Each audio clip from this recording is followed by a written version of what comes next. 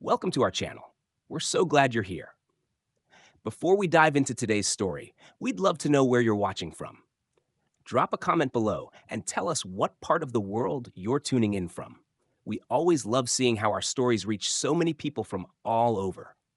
And don't forget to hit that subscribe button so you won't miss our next amazing story coming your way tomorrow. Your support keeps us going, and we can't wait to share more with you. Now, let's get started. Stepfather's cruelty exposed. Don't miss this. Daniel stood frozen, his small body shivering as he looked at the house that would become his prison. It was a two-story, run-down building at the edge of a quiet town, its brown roof tiles faded from years of neglect. The cold seeped through the thin windows, but it wasn't the chill in the air that made him feel so cold. It was the man standing next to his mother. Daniel, come say hello to your stepfather, Sarah, his mother, said gently, nudging him forward. The words felt like a weight on his chest, but he obeyed. At just 10 years old, Daniel was still a boy, but something in the way the man looked at him made him feel older, more aware of the fear creeping up his spine. Michael, his stepfather, stood tall and imposing. His dark eyes locked onto Daniel's with a cold intensity that made Daniel's stomach churn. The man smiled, but it wasn't warm. It was a smile that sent a chill through Daniel's entire being. "Hello, stepfather," Daniel murmured, his voice barely above a whisper. Michael didn't respond right away, just took a step forward and placed his large hand on Daniel's shoulder, squeezing it slightly. The touch was enough to make Daniel freeze. "Good boy," Michael said, his voice thick with something Daniel couldn't place. "We're going to be a happy family, aren't we, Sarah?" Daniel's mother smiled, her face glowing with excitement as she looked at Michael. "Of course we are," she replied. "Daniel, you have to try to be friendly with your stepfather." Daniel nodded, his heart sinking. He wanted to scream, to run, to escape the cold touch of Michael's hand, but instead, he swallowed his fear and forced a smile. Dinner that night passed in suffocating silence. Sarah talked endlessly about work, about plans, but Michael didn't listen. His eyes never left Daniel. "You look tired," Michael suddenly said, breaking the silence. Daniel froze, feeling his blood run cold. Michael's eyes were fixed on him, as if studying every move he made. Without warning, Michael reached over and ran his hand through Daniel's hair. "Your hair is so soft," Michael murmured. Daniel recoiled instinctively, his scalp crawling under the touch. "Father, don't," he whispered, pulling away. But Michael only chuckled, his grip tightening. "What's wrong? I'm just showing affection." Daniel's world felt as though it was crumbling, but he couldn't say anything. He couldn't move. Not with his mother there, smiling at Michael, trusting him completely.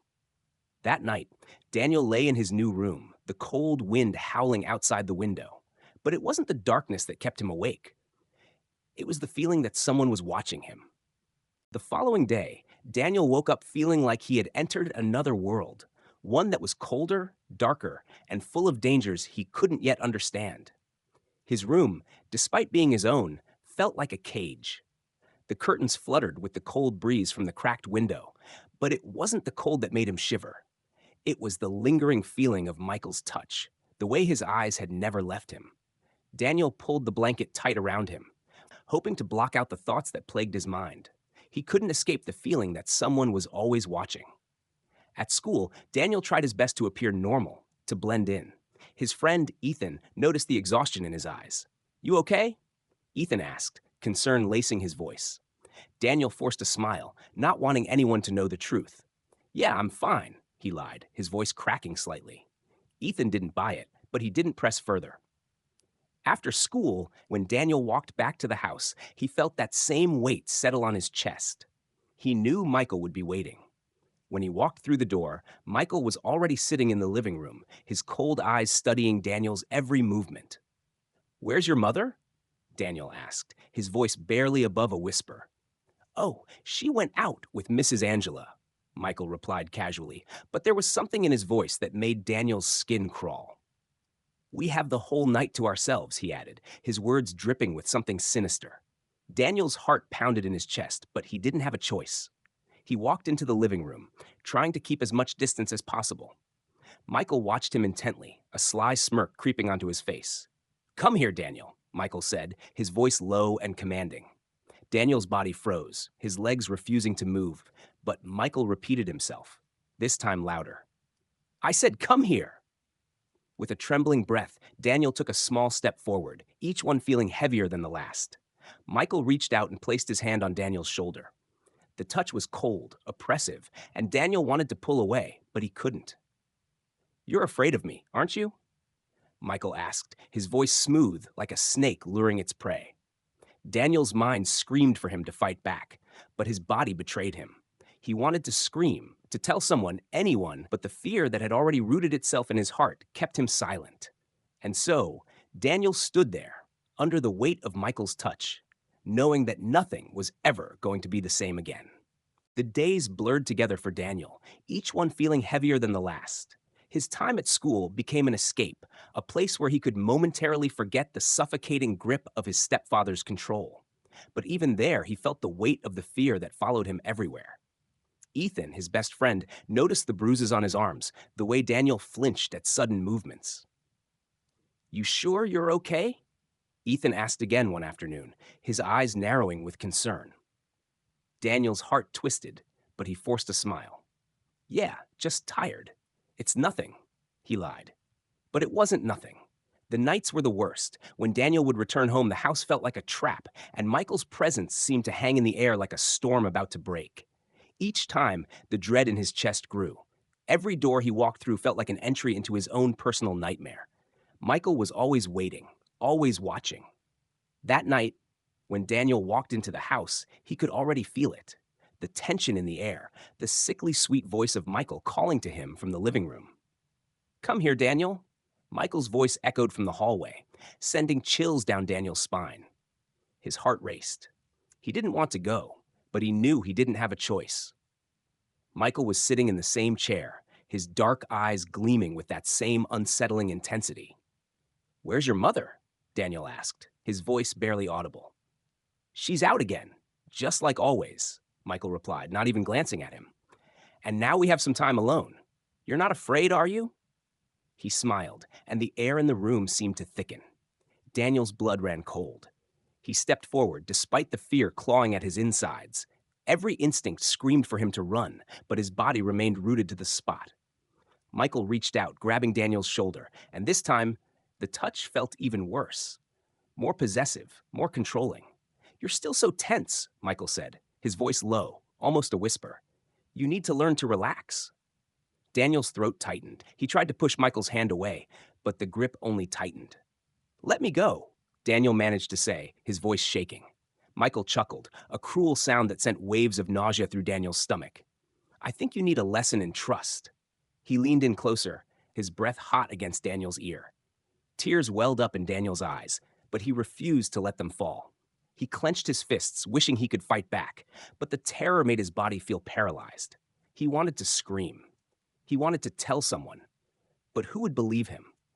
That night, as Daniel lay in bed, the images of Michael's cold smile haunted him. His entire body was rigid with fear, his mind racing for any way to escape. But there was no escape. Not yet. The days seemed to stretch on forever for Daniel, each one filled with the same crushing dread.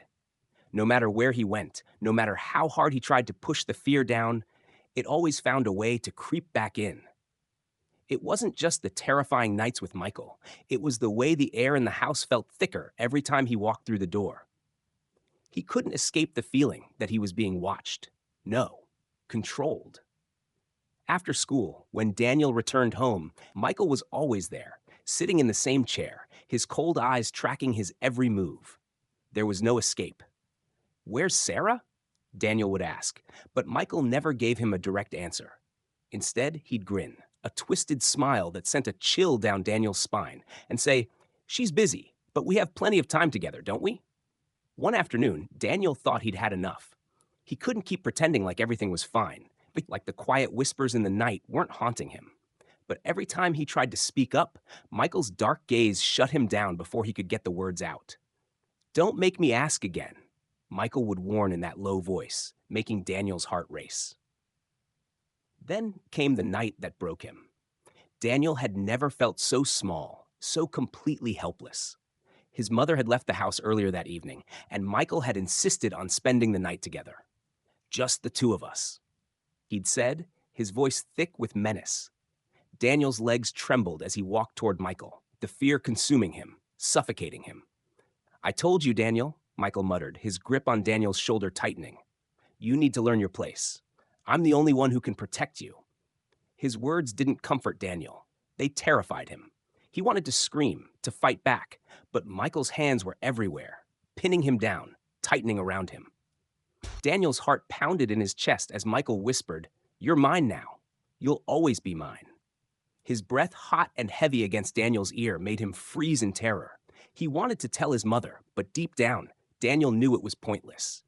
Every time he tried, she turned a blind eye, too blinded by Michael's lies to see the truth. But Daniel had had enough. He couldn't stay silent any longer. He had to find a way out, even if it meant risking everything.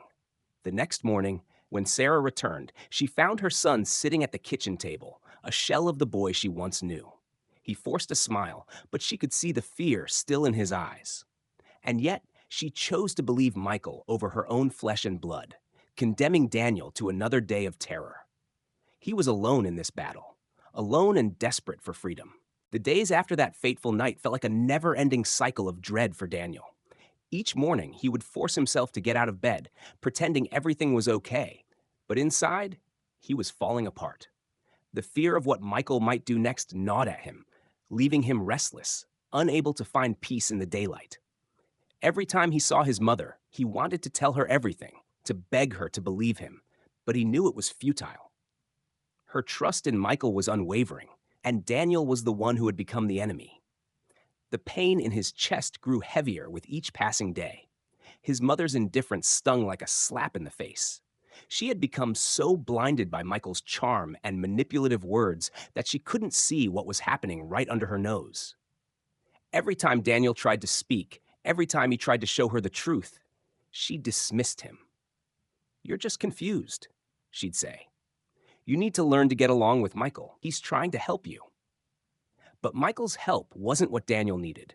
It was control. It was fear. It was the suffocating grip that had wrapped around Daniel's heart, leaving him feeling like a prisoner in his own home. Then one day, after another cruel encounter with Michael, Daniel snapped. He couldn't take it anymore. His body was broken, his spirit crushed, and he had nothing left to lose. He knew the time had come to make his escape. There was no other way. He had to leave everything behind. But how could he? Where could he go? As Daniel sat in his room that night, staring out the window into the dark night, he made a decision. He wouldn't stay another night in that house. He couldn't. It wasn't just the abuse. It was the silence, the way his mother had abandoned him emotionally, the way she chose to believe Michael over him. That was the worst part. The betrayal was unbearable. In the dead of night, while the house was still and quiet, Daniel quietly packed a small bag, gathering only what he could carry. He didn't dare look back as he quietly slipped out the window, his heart pounding in his chest. He was running into the unknown, not sure where he was going, but he knew one thing for sure. Staying was no longer an option. As he ran through the streets, the fear was still there, but there was something else too, something that had been buried deep inside him for years. Hope. Hope that he could escape the nightmare. Hope that one day he could find the strength to face Michael and the truth of what had happened. But for now, it was enough to be free, to run, to finally be the one in control of his life. We hope you enjoyed today's story. It's always our goal to bring you captivating, emotional tales that resonate and stir something inside. But now, we want to hear from you. What did you think of Daniel's journey? Have you ever experienced a moment in your life where you had to stand up for yourself, even when the world seemed against you? How do you feel about the way Daniel handled the overwhelming fear and challenges he faced? We love hearing your thoughts and reflections, as your feedback means the world to us. Please share your comments below, whether it's a question, a personal story, or even a message of support. Your voices are what make this community so special. And if you enjoyed this video, don't forget to like and subscribe. We have more stories coming your way, and you won't want to miss them. We're so grateful for all of you who take the time to watch, reflect, and engage with us. Your comments inspire us to keep creating and sharing these stories. So take a moment, leave your thoughts, and let's keep the conversation going. What part of this story stood out to you the most? We can't wait to read your thoughts and continue the discussion. Thank you for being a part of this incredible journey.